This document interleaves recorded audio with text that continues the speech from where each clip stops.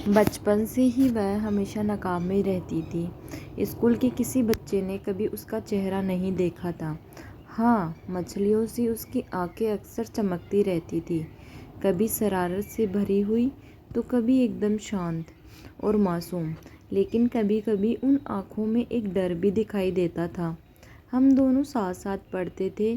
पढ़ाई में वह बेहद अव्वल थी। जोड़ घटाव तो जैसे उसकी जुबां पर रहता था। मुझे अक्सर ज्ञान में मज़ा आता था।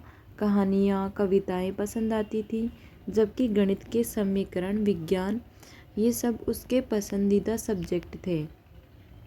वह थोड़ी संकोची, किसी नदी से शांत और एकदम बातूनी। दूर से ही मेरी आवाज़ उसे सुनाई दे जाती थी, बिल्कुल किसी समुद्र की तरह। स्कूल में अक्सर ही उसे लेकर कानाफूसी होती थी। हालांकि उसकी कानाफूसी का हिस्सा मैं कभी नहीं बनता था, लेकिन दोस्तों के मजाक का पात्र ज़रूर बन जाता था।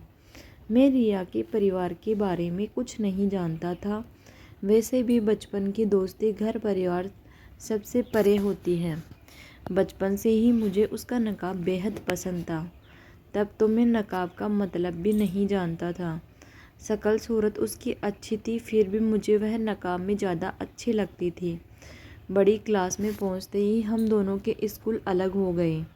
उसका दाखिला शहर के गर्ल्स स्कूल में हो गया, जबकि मेरा दाखिला लड़कों के स्कूल में करवा दिया गया।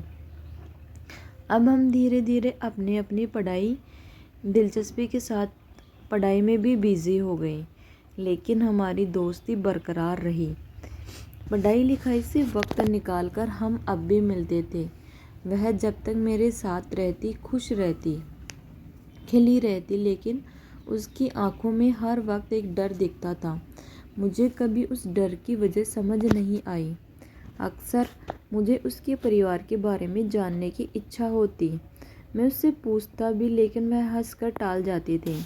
हालांकि अब मुझे समझ आने लगा था कि नकाब की वजह कोई धर्म नहीं था।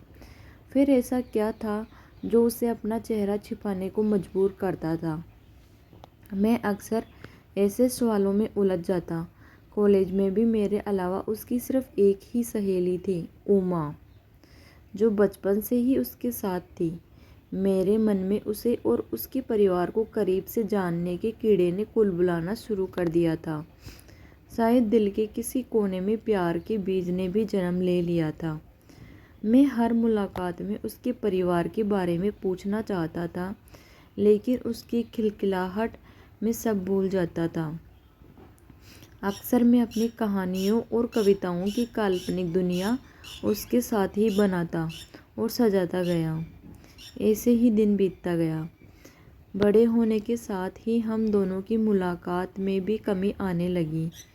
वहीं मेरी दोस्ती का दायरा भी बढ़ा। कई नए दोस्त ज़िंदगी में आए। उन्हें मेरी और रिया की दोस्ती की खबर हुई। एक दिन उन्होंने मुझे उससे दूर रहने की नसीहत दे डाली। मैंने उन्हें बहुत फटकारा, लेकिन उनके लांछन ने मुझे सख्ते में डाल दिया था। वे चिल्ला रहे थे, जिसके लिए तू हमसे लड़ रहा है, देखना एक दिन वह तुझे ही दुत्कार कर चली जाएगी। गंदी नाली का कीड़ा है वह।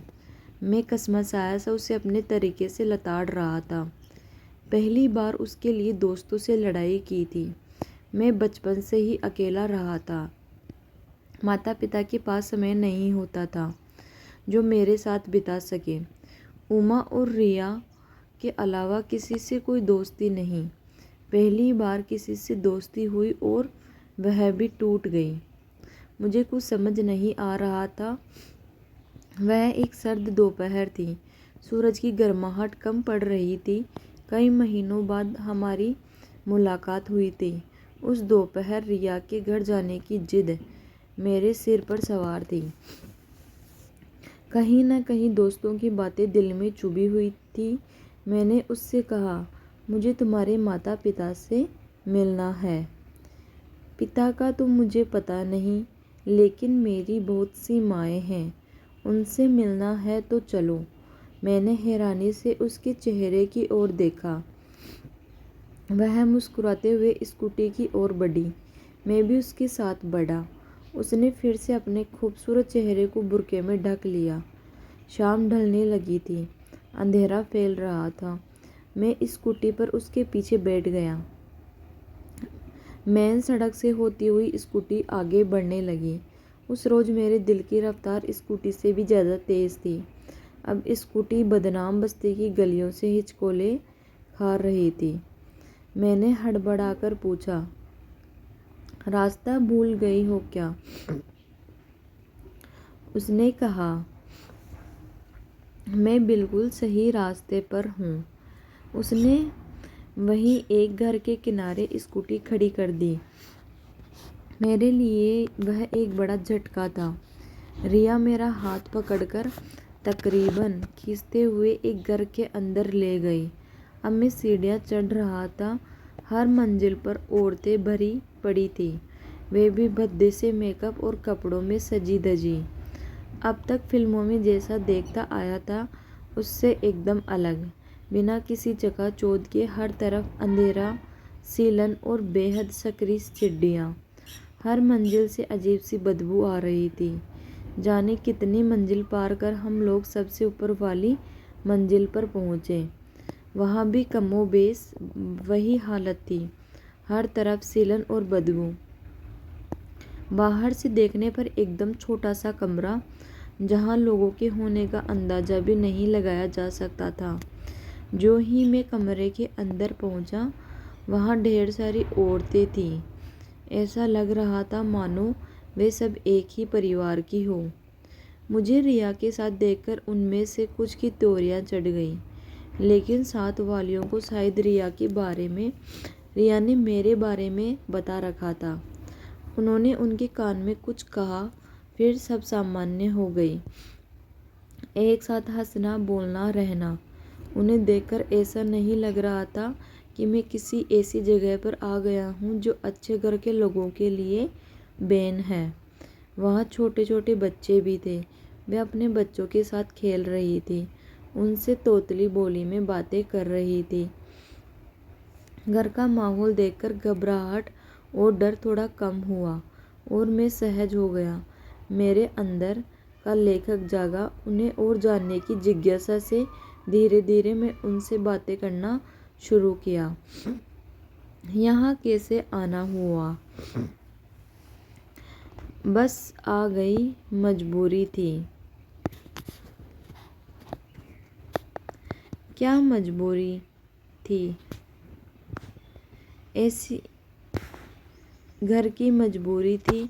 अपने बच्चों का, परिवार का पेट पालना था। इसी मजबूरी ने हमें यहाँ लाकर छोड़ दिया। क्या घर पर सभी जानते हैं? नहीं, घर पर तो कोई नहीं जानता। सब यह जानते हैं कि मैं दिल्ली में रहती हूँ, नौकरी करती हूँ। कहाँ रहती हूँ, क्या करती हूँ, यह कोई भी नहीं जानता। मैंने एक और औरत को बुलाया, जिसकी उम्र 45 साल के आसपास रही होगी। मेरा पहला सवाल वही था, कैसे आना हुआ? उसने जवाब दिया, मजबूरी।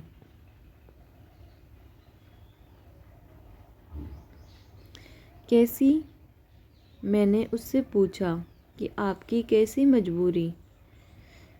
घर में ससुर नहीं, पति नहीं, सिर्फ बच्चे और सास।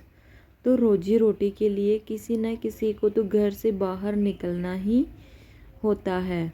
बस इसी तरह की मजबूरी हमें इस मुकाम तक ले आती है।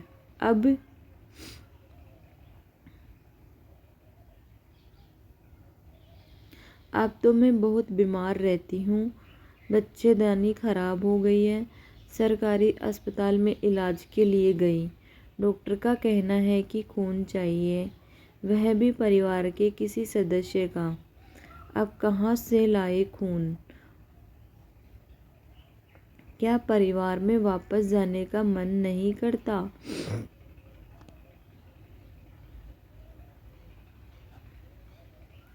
परिवार वाले अब मुझे अपनाएंगे नहीं। वैसे भी अब ज़िंदगी भर यहाँ कमाया खाया, तो अब क्यों जाए वापस। यह सुनकर मैं चुप हो गया। अक्सर बाहर से चीज़ें जैसी दिखाई देती है वैसी होती नहीं है। उन लोगों से बातें करके एहसास हो रहा था कि उनका यहाँ होना उनकी कितनी बड़ी मजबूरी है। रिया दूर से ये सब देख रही थी। मेरे चेहरे के हर भाव से वह वाकिफ थी। उसके चेहरे पर मुस्कान तैर रही थी। मैंने एक और औरत को बुलाया जो उम्र के आखिरी पड़ाव पर थी। मैंने कहा, आपको यहाँ कोई परेशानी तो नहीं। उसने मेरी ओर देखा और फिर कुछ सोचते हुए बोली, जब तक जवान थी यहाँ भीड़ हुआ करती थी। पैसों की कोई कमी नहीं थी, लेकिन अब कोई पूछने वाला नहीं है। अब तो ऐसा होता है कि नीचे से ही दलाल ग्राहकों को भड़काकर डरा धमकाकर दूसरी जगह ले जाते हैं। बस ऐसे ही गुजर बसर चल रही है। आए दिन यहाँ किसी न किसी की हत्या हो जाती है या फिर किसी औरत के चेहरे पर ब्लेड मार दिया जाता है। अब लगता है कि काश हमारा भी घर होता, अपना परिवार होता, कम से कम ज़िंदगी के आखिरी दिन सुकून से गुजर पाते। छलछलाई आंखों से चंद बूंदें उसके गालों पर लुढ़क आई और फिर वह न जाने किस सोच में खो गई। मुझे अचानक वह ककनू पक्षी सी लगने लगी। ऐसा लगने लगा कि मैं ककनू पक्षियों की दुनिया में आ गया हूँ। मुझे घबराहट सी होने लगी। धीरे धीरे उसके हाथों की जगह बड़े बड़े पंख उग आए। ऐसा लगा मानो इन पंखों से थोड़ी ही देर में आग की लपटें निकलेगी और वह उसी में जलकर राख हो जाएगी। क्या मैं ऐसी जगह से आने वाली लड़की को अपना हमसफ़र बना सकता हूँ?